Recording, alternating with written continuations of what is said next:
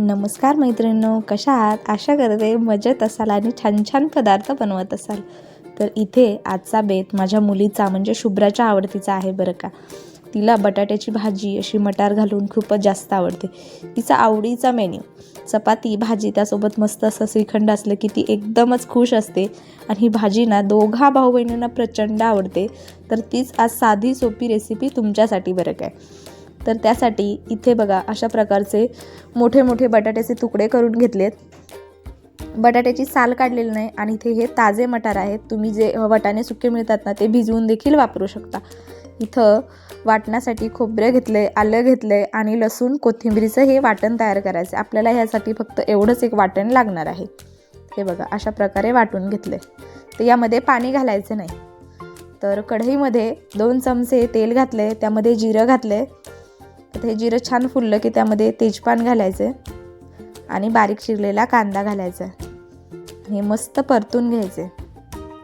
तर तुमच्या मुलांना कोणत्या भाज्या आवडतात ते देखील तुम्ही मला कमेंट करून सांगू शकता बरं काय.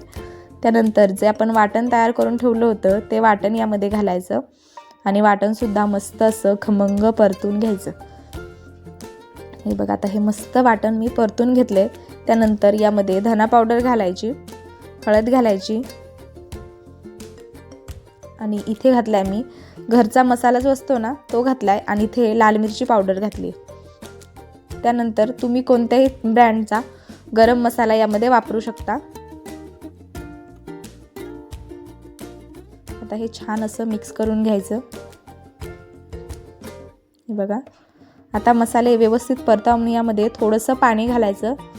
तर इथं मी साईडला पाणी गरम करण्यासाठी ठेवलं होतं आणि त्यामधलंच थोडंसं पाणी यामध्ये मी घातले. आता हे छान मिक्स करून घ्यायचं आणि छान मस्त हा मसाला व्यवस्थित परतून घ्यायचा.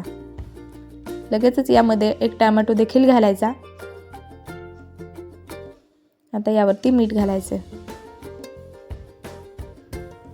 आता हे व्यवस्थित आपल्याला मिक्स करून घ्यायचं.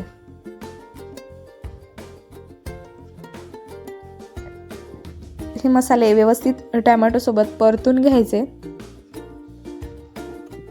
झाकण ठेवून छान याला आता वाफ काढून घ्यायची. हे बघा आता टोमॅटो छान असे मऊसूद शिजलेही जातात आणि टोमॅटोचा कच्चेपणा निघून जातो आणि मसाल्याला छानशी चव येते. त्यामुळे आपली भाजी देखील मस्त होते. हे बघा असे टोमॅटो थोडेसे फोडून घ्यायचे. आता आपण जे बटाटा आणि वाटाणे ठेवले होते ते यामध्ये घालायचे आणि हे व्यवस्थित आता आपल्याला परतून घ्यायचे. खूप साधी आणि सोपी ही भाजी आहे, पण चवीला खूप जास्त छान लागते. तुमच्या घरी कधी कोणी पाहुणे वगैरे जरी येणार असेल ना तर पुऱ्यांसोबत ही भाजी खूपच छान लागते. अशी मस्त अशी रसरशीत मस्त होते ही भाजी. तर यामध्ये गरम पाणी घालायचं.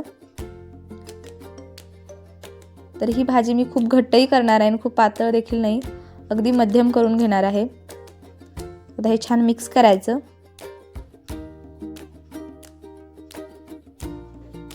हे बघा आता लगेचच ही भाजी उकळायला लागलेली आहे.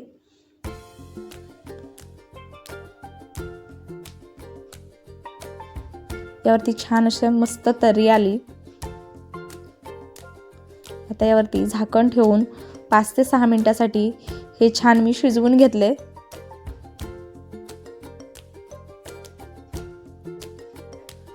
बटाटा शिजण्यासाठी फारसा वेळ लागत नाही. आता यामध्ये 2 ते 2.5 चमचे शेंगदाण्याचा भाजलेला कूट जो असतो तो घालायचा यामध्ये.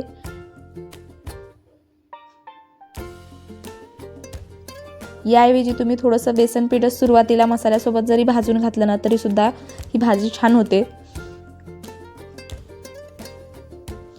आता आणखी 5 ते 6 मिनिटासाठी ही भाजी शिजवून घ्यायची. हे बघा मस्त अगदी ह्या भाजीचा घमघमाट सुटलेला आहे. यामध्ये जो आपण गरम मसाला वापरला ना त्यामध्ये चांगल्या क्वालिटीचा चांगल्या ब्रँडचा गरम मसाला वापरायचा.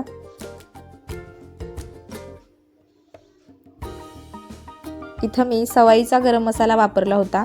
तुम्ही तुमच्या इथे जो चांगल्या ब्रँडचा गरम मसाला मिळतो तुम्ही तो वापरू शकता. हे बघा किती मस्त ही भाजी बनवून तयार झालेली, खूपच छान होते. तुम्हाला आजची ही रेसिपी कशी वाटली ना मला कमेंट करून नक्की सांगा. तुम्ही आपल्या चॅनलवर नवीन असाल ना तर चॅनलला सबस्क्राईब करा, व्हिडिओला देखील लाईक करा, साईडचं बेल आयकॉनसुद्धा प्रेस करा, म्हणजे मी जेव्हा जेव्हा व्हिडिओ अपलोड करेन त्याचं नोटिफिकेशन तुम्हाला मिळत जाईल. पुन्हा अशाच एखाद्या छानशा व्हिडिओमध्ये भेटू. तोपर्यंत मंडळी छान छान पदार्थ बनवत जा आणि खात जा. पुन्हा अशाच एखाद्या मस्त व्हिडिओमध्ये भेटू. तोपर्यंत मंडळी बाय.